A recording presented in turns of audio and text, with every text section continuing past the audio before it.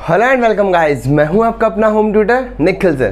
तो चलिए स्टार्ट करते हैं हमारी आज की क्लास एक और नए एग्जाम्पल के साथ। लास्ट क्लास में हमने सीखा था कि जब भी कोई नया पार्टनर बिजनेस में आता है तो पुराने वाले पार्टनर को सेक्रीफाइस करना पड़ता है। लेकिन हम लोगों ने लास्ट वीडियो में ये भी पढ़ा था कि अगर उनमें से कोई पार्टनर गेन कर जाता है तो फिर उस क्वेश्चन को हम लोग किस तरह से अटेम्प्ट करते हैं। एक क्वेश्चन उससे रिलेटेड मैं आज और लेने वाला हूँ। तो चलिए देखते हैं हमारा आज का एग्जाम्पल। आज जो मैं एग्जाम्पल लेने वाला हूँ वो लेने वाला हूँ वापस डीके गोयल से। Example number 48 from DK Goyal, page number 4.46। जिन लोगों के पास बुक है वो पहले इस एग्जाम्पल को अच्छी तरह पढ़ लेंगे। जिन लोगों के पास बुक नहीं है, ऑलमोस्ट ये क्वेश्चन मैंने उनके लिए बोर्ड पे लिख लिया है। तो चलिए स्टार्ट करते हैं। एग्जाम्पल नंबर 48 बोलता है कि कंपनी में दो पार्टनर थे ई एंड एफ, जो अपना प्रॉफिट 3:1 के रेशो में शेयर कर रहे थे। अब वो चाहते हैं कि एक नया पार्टनर बिजनेस में आ जाए, जो कि कौन है, जी। वो 1/3 शेयर ऑफ प्रॉफिट के लिए बिजनेस में आ रहा है। और हम लोगों ने पढ़ा था नया पार्टनर बिजनेस में आएगा तो अमाउंट ऑफ गुडविल और कैपिटल दोनों लेकर के आएगा। पर यहाँ क्वेश्चन में क्योंकि हम लोग गुडविल का ट्रीटमेंट समझ रहे हैं तो नए पार्टनर में कैपिटल तो लाना ही पड़ेगा। लेकिन जहाँ जो क्वेश्चन में गिवन है वो किसके बारे में गिवन है, केवल गुडविल के बारे में गिवन। तो पढ़ लेते हैं आगे। उसके बाद बोलता है जी ब्रॉट, यानी नया पार्टनर जो है वो 50,000 रुपीज़ तो कैश ला रहा है और 70,000 रुपीज़ क्या ला रहा है, 70,000 रुपीज़ के इक्विवेलेंट वो मशीनरी ला रहा है। किसके बदले ला रहा है, for his share of premium for goodwill, यानी वो प्रीमियम फॉर गुडविल का जो अमाउंट है वो एसेट्स यानी कैश और मशीनरी के फॉर्म में बिजनेस में ला रहा है। तो हम लोगों ने क्या पढ़ा था कि नया पार्टनर जो बिजनेस में लाता है, एक तो कैश ला रहा है तो क्या लिखोगे, कैश अकाउंट डेबिट। कितना अमाउंट लाता है बताओ, 50,000 रुपीज़। और क्या ला रहा है, मशीनरी भी बिजनेस में आ रही है तो मशीन को भी डेबिट कर दो। तो लिखोगे मशीनरी अकाउंट डेबिट, अमाउंट कितना है, 70,000 रुपीज़। और किसके बदले ला रहा है ये सब चीज़ें, एसेट्स, प्रीमियम फॉर गुडविल। तो लिखोगे टू प्रीमियम फॉर गुडविल। और ये दोनों अमाउंट जो ला रहा है बेसिकली कैश का और मशीनरी का, ये किस फॉर्म में ला रहा है, प्रीमियम फॉर गुडविल में। तो इसका रूल कर लेते हैं, कितना हो गया, 1,20,000 रुपीज़। उसके बाद मैंने आपको बताया था बाय 1 गेट 1 फ्री। जैसे ही नया पार्टनर गुडविल का अमाउंट लाएगा उस अमाउंट को हम लोग प्रीमियम फॉर गुडविल के अमाउंट को क्या कर देंगे, ओल्ड पार्टनर्स के अकाउंट में सेक्रीफाइस रेशो में डिवाइड कर देंगे। तो दूसरी एंट्री बनाने से पहले क्या करोगे, क्योंकि मैंने क्या बोला कि जो भी नया पार्टनर प्रीमियम फॉर गुडविल लेकर के आता है उसको ओल्ड पार्टनर्स के अकाउंट में ट्रांसफर करना है। लेकिन किस रेशो में करना है, सेक्रीफाइस रेशो में। तो सबसे पहले क्या निकालना पड़ेगा, सेक्रीफाइस रेशो। क्वेश्चन में न्यू रेशो भी गिवन कि जब नया पार्टनर आता है तो वो तीनों प्रॉफिट कैसे डिवाइड करते हैं, इक्वल, यानी 1:1:1 के रेशो में। तो क्या कर लेते हैं हम लोग, दूसरी एंट्री बनाने से पहले सेक्रीफाइस रेशो निकाल लेते, जो मैं हमेशा आपको बोला करता हूँ, SON, यानी सेक्रीफाइस रेशो क्या होता है, old ratio minus new ratio. Sacrifice कौन करेगा, केवल ओल्ड पार्टनर्स। तो ओल्ड पार्टनर्स के बारे में लिख लेते हैं। तो सेक्रीफाइस रेशो निकलने वाला है एक तो E के लिए और एक निकलने वाला है सेक्रीफाइस रेशो F के लिए। पर अभी देखते हैं कि एक्चुअली में दोनों पार्टनर सेक्रीफाइस कर रहे हैं या उनमें से कोई पार्टनर गेन भी कर रहा है। तो लगाते हैं फॉर्मूला हम लोग, ओल्ड रेशो। E का कितना ओल्ड रेशो, 3 डिवाइड बाय दोनों का टोटल यानी 3/4। तो किसका हो गया, E का। F का कितना हो गया, 1/4।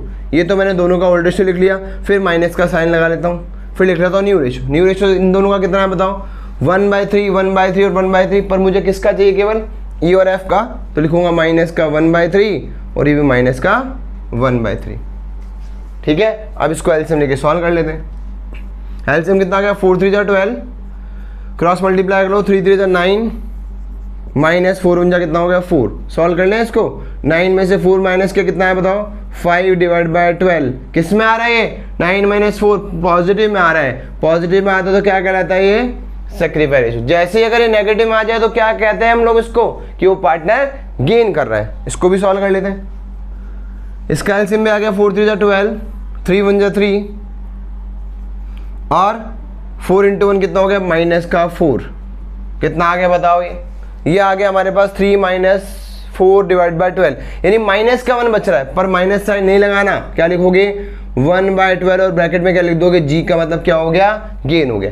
इसका मतलब यहाँ पे एक पार्टनर दोबारा से क्या कर रहा है, गेन कर रहा है। तो हम लोगों ने क्या पढ़ा था लास्ट क्लास में, अगर कोई पार्टनर अपने ट्रेंड से हट करके, क्योंकि नया पार्टनर आता है तो पुराने वाले पार्टनर सेक्रीफाइस करते हैं, लेकिन यहाँ ट्रेंड से हटके हो रहा है, नए पार्टनर के आने से पुराने में से किसी एक पार्टनर को क्या करना पड़ रहा है, यहाँ गेन करना पड़ रहा है। इस केस में क्या पढ़ा था हम लोगों ने, अगर कोई पार्टनर गेन कर जाए तो सबसे पहला काम आपको क्या करना है, फर्म का गुडविल निकालना है। किसके शेयर से निकालोगे बताओ, जो नया पार्टनर है उसके शेयर से। तो कैसे निकालोगे, देखो नया पार्टनर जो है बेसिकली कितने शेयर के लिए आ रहा है, 1/3 शेयर ऑफ प्रॉफिट के लिए आ रहा है, और कितना अमाउंट गुडविल का ला रहा है बताओ हमारे लिए, 1,20,000 रुपीज। तो किस तरह से निकालेंगे, मैंने बताया था कि जो नया पार्टनर है 1/3 शेयर के लिए आ रहा है और कितना गुडविल ला रहा है बताओ, 1,20,000 रुपीज। तो फर्म का गुडविल कैसे निकल जाएगा, फर्म गुडविल निकल जाएगी हमारे पास, इसके फ्रैक्शन को हम लोग क्या कर देंगे, अपोजिट कर देंगे, यानी 1,20,000 इंटू इसका 1/3 का अपोजिट करो, 3/1 हो जाएगा। तो कितना अमाउंट आ गया बताओ, 3,60,000 rupees. This is the goodwill for the firm. ये मैंने आपको लास्ट क्लास में भी सिखाया था कि फर्म की गुडविल अगर क्वेश्चन में गिवन हो, जैसे इसका अपोजिट भी कर लेते हैं। मान लो क्वेश्चन में गिवन होता कि फर्म की जो गुडविल है वो कितना है बताओ, 3,60,000 रुपीज में मान लेता हूँ ये फर्म की गुडविल क्वेश्चन में गिवन है। तो नया पार्टनर कितने पार्ट के लिए आ रहा है बताओ, 1/3 पार्ट के लिए। तो फर्म की गुडविल से नया पार्टनर का गुडविल हम लोग निकालते हैं, कितने पार्ट के लिए आ रहा है, 1/3।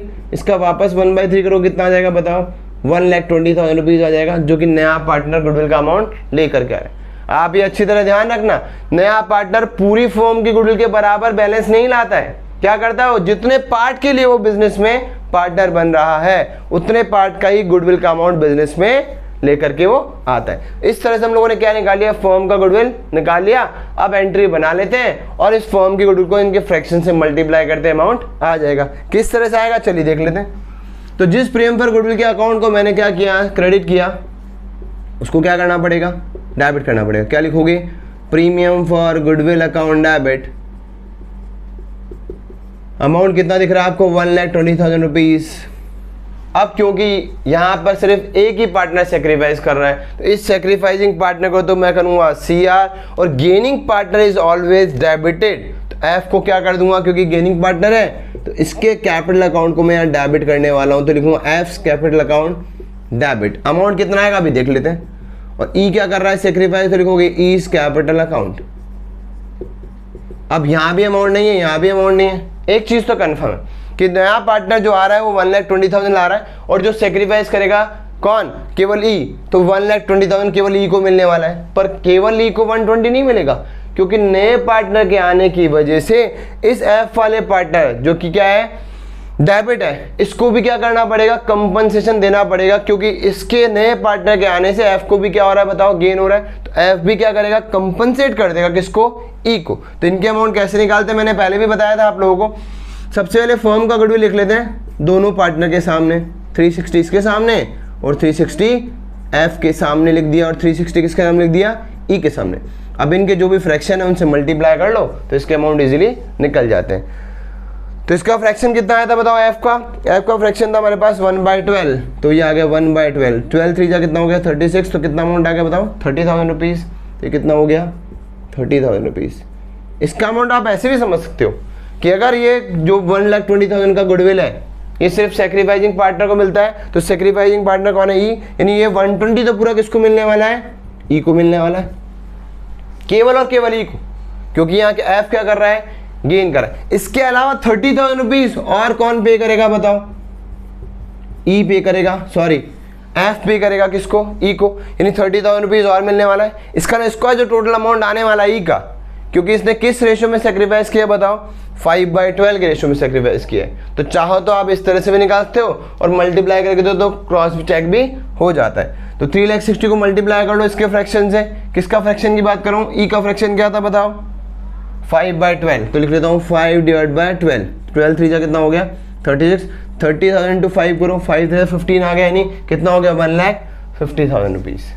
तो इस तरह से आपने समझा कि अगर कोई पार्टनर बिजनेस में आता है और पुराने में से किसी भी पार्टनर को अगर क्या हो गया, गेन हो गया, अगर सेक्रीफाइस होता है तो हम लोग क्या कर देंगे, सेक्रीफाइस रेशियो में दोनों पार्टनर में या तीनों पार्टनर में डिवाइड कर देंगे।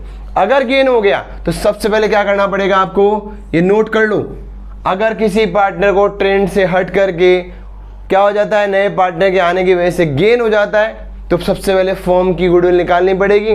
फर्म की गुडविल निकालने के बाद कुछ भी नहीं करना, जो आपने फ्रैक्शन निकाल रखे हैं इस फर्म की गुडविल को उन पार्टनर के ई और एफ के सामने लिखना फर्म की गुडविल को, उनके फ्रैक्शन से मल्टीप्लाई कर लेना, तो ये अमाउंट इजीली कैलकुलेट हो जाते हैं। तो डेबिट साइड भी कितना हो गया बताओ, 120 + 30 कितना हो गया, 1,50,000, और ये भी कितना हो गया टोटल मिला करके 1,50,000 रुपीज़। ये अमाउंट हम लोगों ने डायरेक्ट भी निकाल लिया था, कितना आ रहा था ये 1,50,000 रुपीज़। इस समझाने के लिए मैंने आपको बता दिया कि 1,20,000 रुपीज़ का जो अमाउंट है, क्योंकि सिर्फ एक ही पार्टनर सेक्रीफाइस कर रहा है तो उसी पार्टनर को 120 मिलेगा, प्लस उसके आने की वजह से जो पुराने पार्टनर को गेन हुआ है वो गेनिंग पार्टनर भी क्या करेगा, सेक्रीफाइसिंग पार्टनर को 30,000 रुपीज़ कंपनसेट कर देगा, तो उसका जो अमाउंट है वो 1,50,000 रुपीज़ कैलकुलेट हो जाएगा।